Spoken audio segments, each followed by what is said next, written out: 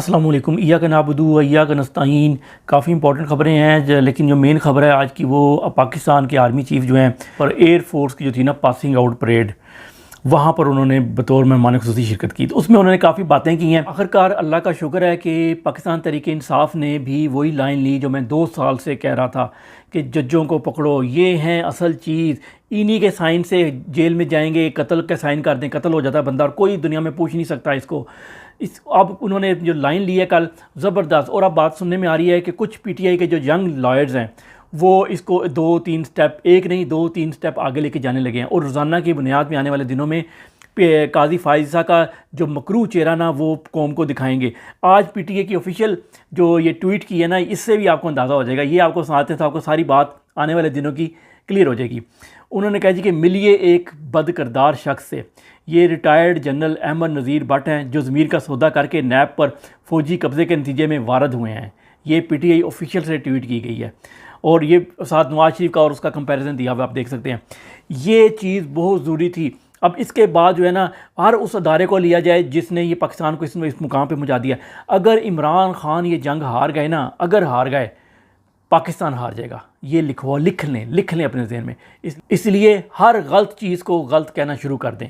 आने वाले दिनों में आप देखेंगे काजी फायज़ा की एक एक चीज़ बताई जाएगी और उसके ऊपर अदम एतमाद तो पहले ही कर दिया गया और उसको बार बार इसको करना चाहिए। और मेरा तो ख्याल है कि जब तक अदालतों के बाहर जाके आप धरना नहीं देंगे, सुप्रीम कोर्ट के बाहर आज कुछ लोगों ने दिया था धरना, एक फैमिली ने, उनको उठा लिया गया। लेकिन अगर सारी कौम जाए, फजलुर रहमान ने सही किया था ना, आप लोग भी ये करें ना तो मिनटों में फ़ैसले हो जाएंगे, मिनटों में।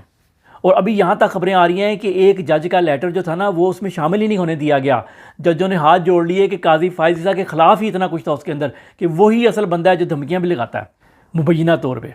और इसी बात को आगे बढ़ाते हुए पीटीआई ने आज गूगल ड्राइव का एक लिंक शेयर किया है जिसके अंदर 9 मई के वाक़यात के सबूत और तस्वीरें और वीडियोज़, बयानात सब कुछ शामिल किया गया है। वो लिंक अभी खुल नहीं रहा, मैंने क्लिक किया था, शायद बहुत ज़्यादा लोग उसको एक्सेस करने की कोशिश कर रहे हैं, लेकिन इंशाल्लाह खुल जाएगा, उसको एक्सेस हो जाएगी। अच्छा जी, उन्होंने कैडेट्स को मुखातिब करते हुए कहा कि आप हमारी उम्मीदों के मरकज़ हैं, आसमान के महफ़िज़ हैं। खैर ये तो तारीफ़ें होती हैं झूठी। आपका तर्ज़ अमल ना सिर्फ आपका ज़ाती अखलाकियात बल्कि काबिल एहतराम अदारे के लिए भी गैर मामूली होगा। काबिल एहतराम, जब किसी चीज़ को बताना पड़ता है ना कि ये है, उसका मतलब है वो नहीं है। जब वो नहीं होता तो फिर बताना पड़ता है कि इज़्ज़त माब, मुजल्ललहू। ये मुजल्ललहू तब लगाना पड़ता है जब पता होता है कि ये मुजल्ललहू नहीं है। अच्छा जी, पासिंग आउट कैडेट से मज़ीद कहा कि आप तो कुछ जाती है कि आप मादरे वतन के दिफा के लिए कुर्बानियाँ देंगे। ठीक है, आप लोग देंगे कुर्बानियाँ। अस्करी क़यादत आपसे तवक्को करती है कि आप हमारे मुल्क के बेहतरीन जज्बे, इदारे की पेशा महारत और उसकी रवायात कायम करेंगे। अस्करी क़यादत, बाकी पाकिस्तानी कौम आपसे तवक्को नहीं रखती। ये उन्होंने उसमें क्लियर कर दिया। अच्छी बात है, अच्छी बातें भी की हैं बात बहुत। उनका मज़ीद कहना था कि जी आइन के आर्टिकल 19 में वाज़ेह तौर पर आज़ादी इज़हार और आज़ादी राय की हदूद मुतय्यन की गई है। ये वही आर्टिकल 19 है जिसके तहत इमरान खान, पीटीआई के लोग इस्तदाद करते हैं कि हम पे मुकदमात ख़त्म किए जाएँ, ये फस्तायत ख़त्म की जाए। ये वही आर्टिकल 19 है जिसका उन्होंने जिक्र किया। उनको ज़रूरी था जिक्र करना क्योंकि बहुत जिक्र हो रहा था उसका। जो लोग आइन में दी गई आज़ादी राय पर आयद की गई क़यूद यानी पाबंदियाँ, आज़ादी राय का जो हदूद हैं क़यूद, उनकी बरमला पर माली करते हैं, वो दूसरों पर उंगलियां नहीं उठा सकते। मतलब अगर किसी ने किसी को कुछ कह दिया है जो कि उसको नागवार गुजरा तो वो कहेगा कि ठीक है, आप तुम्हें बोलने की आज़ादी नहीं है। तो वही जो अमेरिका में हो रहा है आजकल, ठीक वही यहाँ पर होगा। और बेसिकली अमेरिका से बताया गया था कि आप इस तरीके से क्रैकडाउन करें क्योंकि हमने भी ये प्लानिंग की, अगर हमारे मुल्क में उठेगा तो हम ऐसे करेंगे। तो उन्होंने करके दिखाया, अमेरिका ने भी सही करके दिखाया।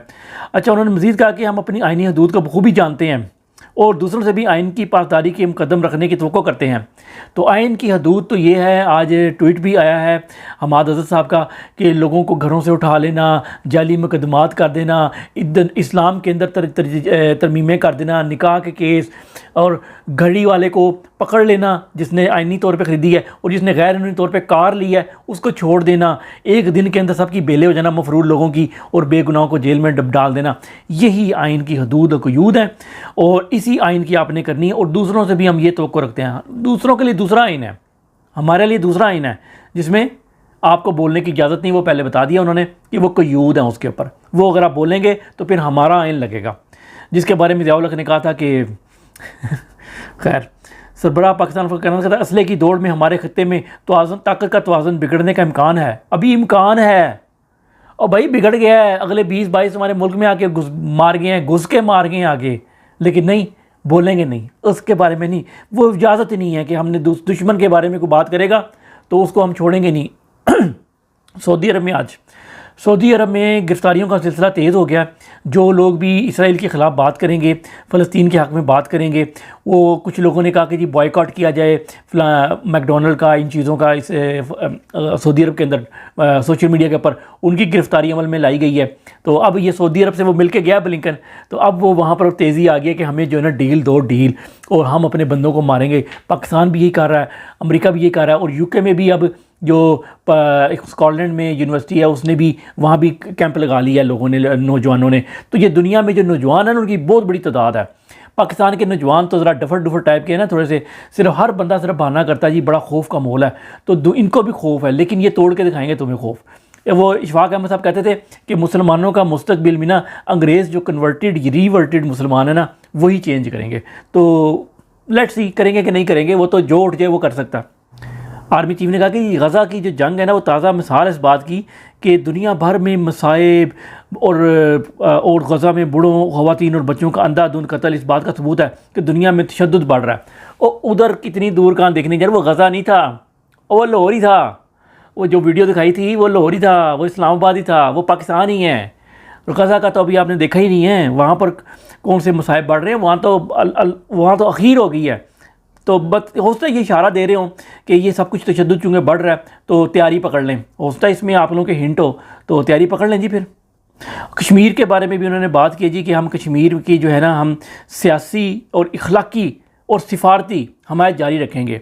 तो हमसे कोई उम्मीद ना रखे कि ये हमने जो खालद बना लिया है, रॉकेट बना लिए हैं, वो बना लिया, हमसे कोई उम्मीद ना रखे कश्मीर वाला। हाँ, इखलाकी तौर पर, सियासी तौर पर, सिफारती तौर पर कहेंगे तो कभी कभी कहीं कहीं, हर रोज़ नहीं, कोई 2 साल बाद या यूनाइटेड नेशन की जो होती है उसके अंदर उनका जिक्र ज़रूर करेंगे।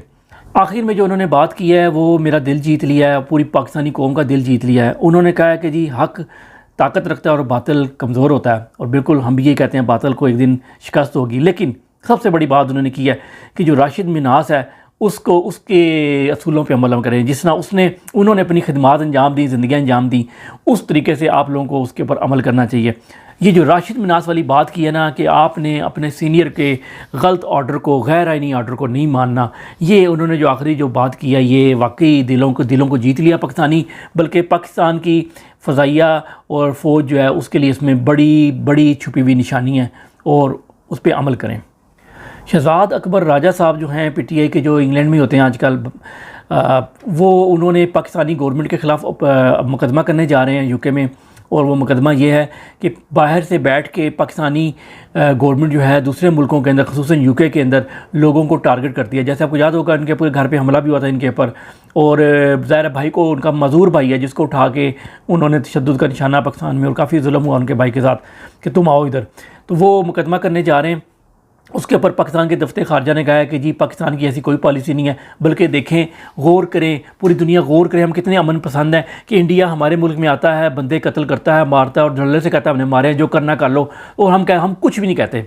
इससे बड़ी और क्या एक एग्जांपल हम दे सकते हैं। तो ये वाकई पाकिस्तान ने ये हमला बात ना करके शहजाद अकबर राजा का जो है ना कि उसके साथ जो जुल्म हुआ है उसकी जो है ना महकमे अदालत में यही एक कमेंट और यही एक जो है ना उनके दिफा के लिए काफ़ी है पाकिस्तानी गवर्नमेंट के लिए। अच्छा, गंदम के स्कैंडल के बाद जो है ना खाद का स्कैंडल भी आ गया पाकिस्तान के अंदर। 249 तकरीबन 250 अरब रुपए का जो है ना ये स्कैंडल है। ये अब छोटे स्कैंडल होते हैं क्योंकि जो स्कैंडल करने वाले ने वो डॉलरों में कन्वर्ट करते हैं। तो यार 1 अरब डॉलर का भी स्कैंडल नहीं होया तो मज़ा नहीं आया। तो पहले ये जब 100 रुपये का डॉलर होता, 150 का होता, तो ये 1.5 अरब रुपये का, 1.5 अरब डॉलर का स्कैंडल होता, तो बड़ा ज़रा मज़ा आता है डॉलरों में। तो 36% जो है ना खाद बनाने वाली कंपनियां पाकिस्तान में 36% मुनाफा कमाया है। 36%। ये परचून बेचते हैं ना 10-12% प्रॉफिट कमाते हैं। ये जितना भी पाकिस्तान में मेहनत तबका ना कारोबार करता है वो 10-12-15% प्रॉफिट कमाता है। अब इसके अलावा इन्होंने 30 अरब रुपए की सब्सिडी भी ली है गवर्नमेंट से, 30 अरब रुपए की सब्सिडी ली है। उसके बाद ये सारा खाता लगाया है। इसके अलावा गंदम दरामद में 450 अरब रुपए लुट गए। और जो काकड़ है ना वज़ीर जो निगरान वज़ीर आला था, उसने कहा जी कि हमने इंपोर्ट अगर की है ना गंदम तो उसकी वजह से तो लोगों को सस्ती गंदम मिली है।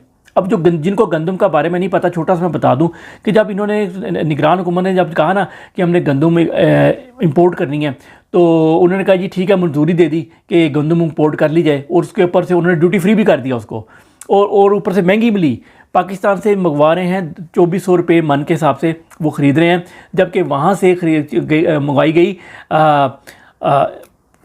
3100 रुपये मन, 3100 रुपये मन के हिसाब से। तो यहाँ से एक तो महंगी ली गई, दूसरी जब पाकिस्तान आई तो फ़रोल मिलों को कहा गया कि आपने वो पाकिस्तानी गंदम नहीं लेनी, आपने ये गंदम लेनी है जो गवर्नमेंट ने ली है। ये गंदम आप कितने रुपये लेंगे? 3500 रुपये मन। तो 1400 रुपया मन जो है ना, 4500 रुपया मन, सॉरी, 1400 रुपया फ़ी मन के हिसाब से उन्होंने पाकिस्तान में जो जिसने ये मंगवाई है उसने एक यहाँ से खांचा लगाया। और इसमें सबसे इंपॉर्टेंट बात, जब मंजूरी दी ना काबीना ने कि ठीक है यूक्रेन से गंदम मंगा लो, यूक्रेन से गंदम आने में 20-22 दिन लगते हैं सिर्फ ट्रैवल। अब 8वें दिन वो जहाज़ पहुंच गया, मतलब है वो कौन था जिसने 8 पहले से ही मंगवा ली हुई थी, और वो जहाज़ जब करीब पहुंच गया था पाकिस्तान के, तो उसने कहा जी जल्दी से पास करो, मेरा जहाज़ पहुंचने वाला, लंगर अंदाज होने वाला है। उस वजह से ये पास किया गया। तो वो कौन है? पाकिस्तान में आज तक कोई बड़ा बिजनेसमैन इसलिए पैदा नहीं हुआ कि इन्होंने कभी अपने दम पे प्रॉफिट नहीं कमाया, इसलिए ये टेक्नोलॉजी में पीछे हैं, क्योंकि वहाँ पर इस तरह के खांचे खांपे नहीं लगते। हाँ, छोटे मोटे लगते हैं कि हम सॉफ्टवेयर बेच देंगे, 1 करोड़ का सॉफ्टवेयर 1 अरब रुपये में बेच देंगे, इस तरह के लगा लेते हैं, लेकिन इसलिए हम लोग दुनिया में पीछे हैं। दुआ में याद रखिएगा। अस्सलाम वालेकुम।